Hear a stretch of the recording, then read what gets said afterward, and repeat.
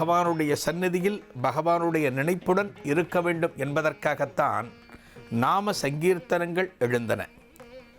ஒரு நாம சங்கீர்த்தன கச்சேரிக்குள்ளே நம்ம உட்கார்ந்துருக்கோம் அப்படின்னா அந்த நாமத்தை தவிர வேறு எந்த விதமான சிந்தனையும் நமக்குள் வரக்கூடாது. அதே போலத்தான் இந்த இடத்துல தாசம்பாளையத்தில் இந்த ஸ்ரீனிவாச பெருமாளை மட்டுமே நாம் துதித்து கொண்டிருக்க வேண்டும். இந்த பெருமாள் மட்டுமே நமது சிந்தனையை நிறைத்திருக்க வேண்டும் என்பதற்காக இந்த நாமத்தை தவிர வேறு எதுவுமே நமக்கு தோன்றாதான்.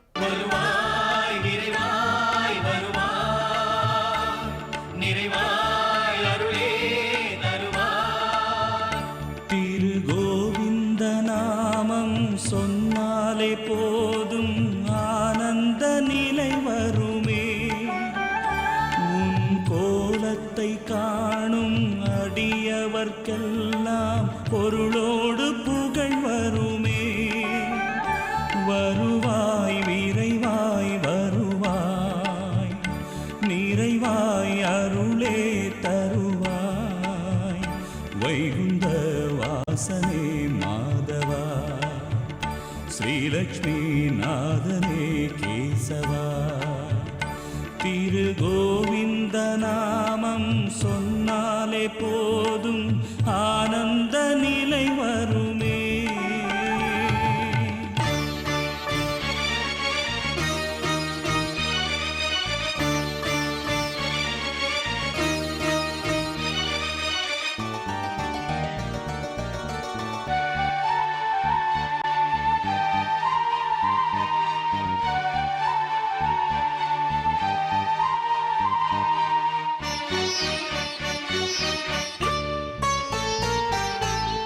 காலந்தோறும் தர்மங்கள் வாழ எடுத்தாயே அவதாரமே.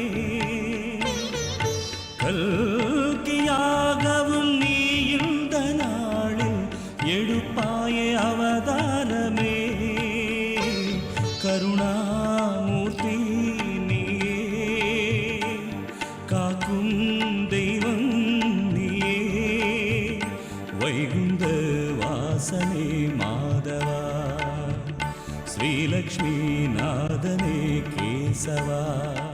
மூலவர் சீனிவாச பெருமாள், உற்சவர் அதி அற்புதமான சீனிவாச பெருமாள்.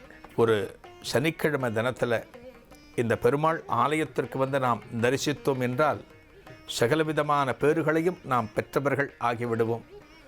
அற்புதமான ஒரு தினத்தில் உங்களுக்கு உகந்த ஒரு நாளில் இந்த கோவை மாவட்டம் மேட்டுப்பாளையத்திற்கு வெகு அருகில் இருக்கக்கூடிய தாசம்பாளையம் என்கின்ற கிராமத்திற்கு வந்து இந்த ஸ்ரீனிவாச பெருமாளை தரிசித்து இந்த அலமேலுமங்கா தாயாரையும் தரிசித்து அனைத்து வளங்களையும் பெற வேண்டும் என்று பிரார்த்தித்துக் கொள்கிறோம். நாளைய நிகழ்ச்சியில் இன்னொரு அற்புதமான ஆலயத்தை தரிசிக்கும் வரை உங்களிடமிருந்து விடைபெறுவது பி. சுவாமிநாதன். நன்றி.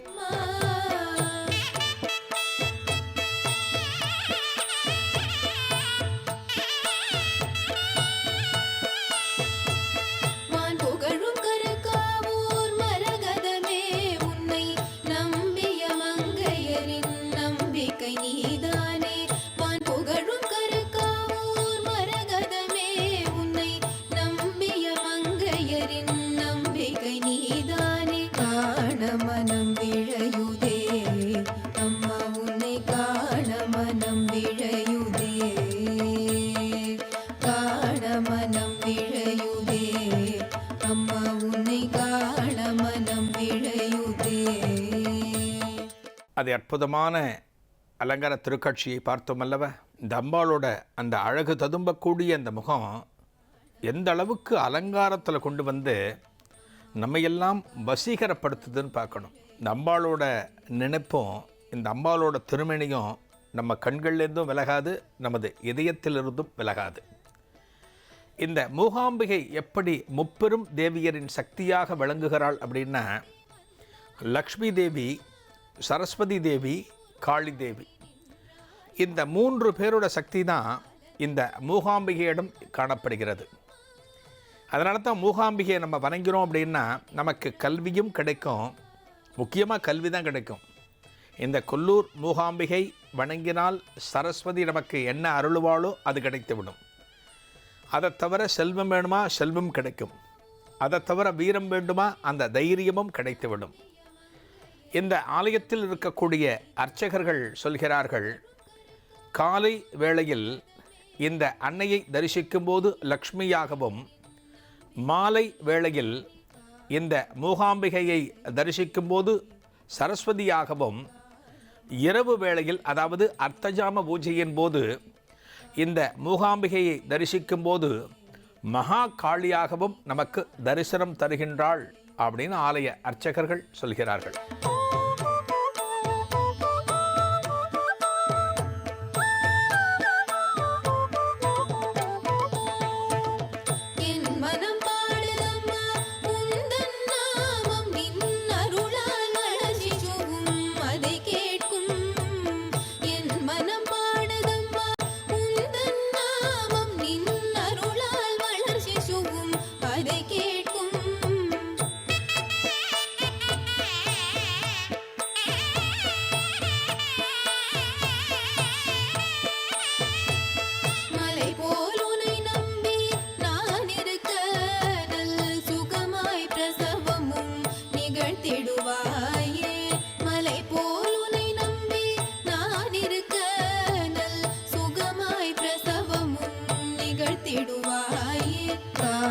மனம் விழையுதே அம்மா உன்னை காண மனம் விழையுதே,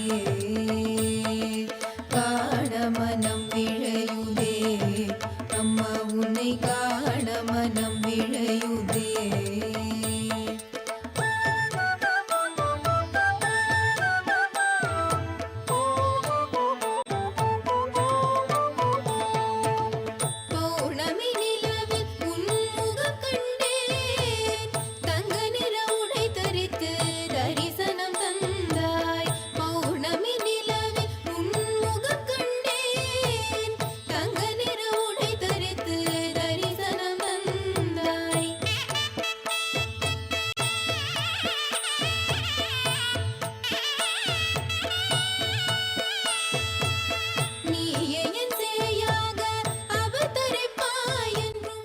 எண்ணற்ற திருச்சென்னதிகள்.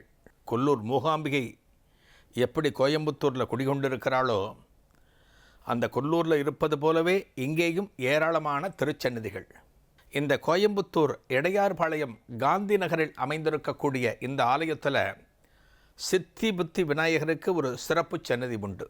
समस्तलोकशङ्करं निरस्तदैत्यकुञ्जरं दरेतरोदरं वरं वरे भवक्त्रमक्षरं कृपाकरं क्षमाकरं मुदाकरं यशस्करं मनस्करं नमस्कृतं नमस्करोमि भास्वरं नमस्करोमि भास्वरम्.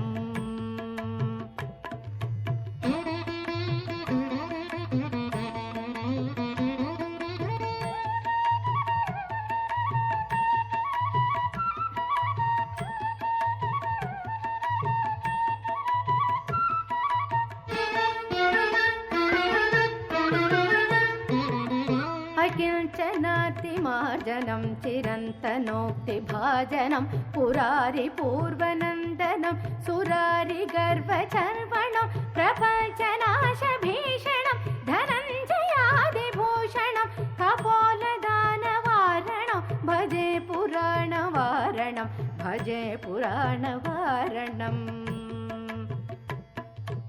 பஞ்சமுக ஆஞ்சநேயர் இந்த ஆலயத்தில் அருள் பாலித்து வருகிறாள். முழு தேங்காயே பூர்ணபலம்னு சொல்லுவோம். இந்த பூர்ணபலம் என்பது நல்ல சகுனங்களின் ஒரு அடையாளம். அந்த பூர்ணபலத்தை இவருக்கு நம்ம பிரார்த்தனையை வச்சு, அதாவது அனுமனுக்கு பிரார்த்தனையாக வைத்து நாம் எதை வேண்டிக் கொண்டாலுமே இந்த அனுமன் ஆகப்பட்டவர் அவற்றை நிறைவேற்றி தருகிறாராம். ஒரு சிறிய இடைவேளைக்கு பிறகு இந்த ஆலயத்தின் மேலும் பல பெருமைகளை நாம் காணலாம்.